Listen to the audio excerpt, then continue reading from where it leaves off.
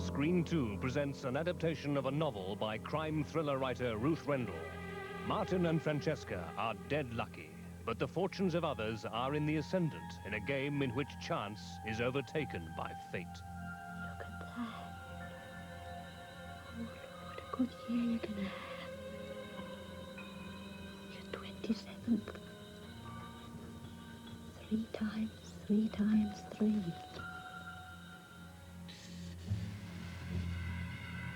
Francesca, how did that happen to you?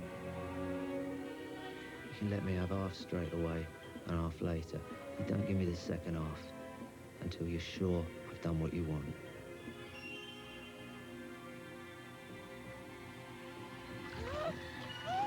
An electrifying experience. Dead Lucky, tomorrow at 10 on 2.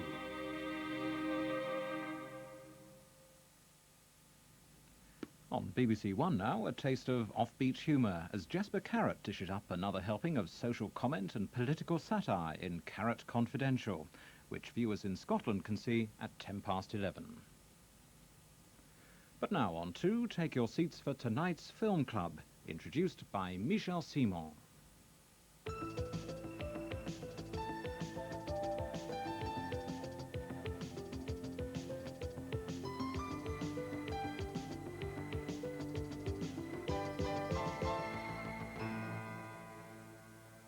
Tonight it's an interesting double bill between two films which are in a way very opposite but offer very interesting comparisons.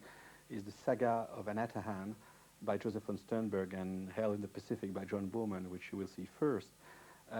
They both deal with almost a mythological subject, something which has struck the imagination of a lot of readers of magazines after World War II, is the idea of, not an idea but a fact of Japanese soldiers who have been stranded on an island and only after several months or even several years, in the case of Joseph von Sternberg, knew that the war had ended, and who had been all the time in the belief that the war was still going on. So that's the starting point, which makes an interesting comparison between these two films, both set in islands.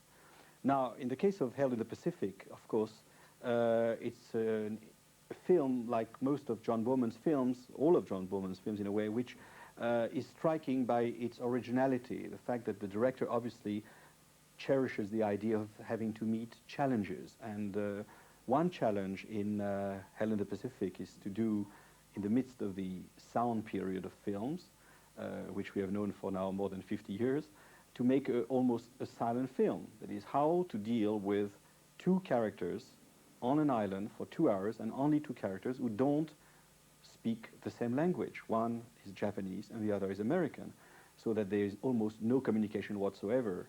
And also another challenge, another aesthetic challenge, is not to have in your hands what generally you have to make a movie, that is change of sets, it's all take place in the same place. Diversity of actions is always the same action, two people confronting each other. And the film is also, like many of John Boorman's films, a fable. It's a fable in the sense that it really deals with the problem of power relationship, about the master and the slave. It is a fable, but it is never abstract. In fact, one could say that there are 6 characters in the movie, 2 human beings and the 4 elements, air, water, fire and earth. There is a shot which almost epitomizes the whole film. It's when Toshiro Mifune is on the beach, his feet on the ground, his back to the sea, with the blue sky above his head and setting fire on the forest nearby. And all these 4 elements are together. So that film is, in that sense, is very close to most of all of Boorman's films, which deal with elements, as you could see in even his most recent film, in his childhood, where the elements, the water and the fire and the earth and the air, took such an important place.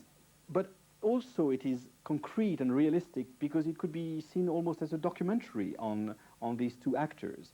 And he tried to bring from their experience elements which he uses in the film. Toshiro Mifune, the famous Kurosawa actor, was in World War II, and Lee Marvin also fought at Guadalcanal, so he had to take their own experiences and put them back into the film. Another point I would like to make about this film is that you will see it tonight in CinemaScope, which is not scanned. very often for television you scan the movies, but if this had been scanned, very often you would look at the film and you would see only the beach and some foliage, because the two characters are facing each other at the two extremes of the frame. Well, tonight you have a rare, almost unique opportunity to see the original ending of John Boorman's Hell in the Pacific, which was never shown in England on the screens, on the cinema screens, and neither in most countries. Why? Because the producers decided to put a new ending. In the new ending that they superimposed on the movie, the island was bombed and destroyed, and probably the two characters would die at the end. That was suggested. The ending came in total contradiction with the will of the director, who was influenced by T.S. Eliot's The Hollow Man, which ends by, "This is the way the world ends, not with a bang, but with a whimper." And in this ending decided by the producers, it was a bang. Now you will see the whimper.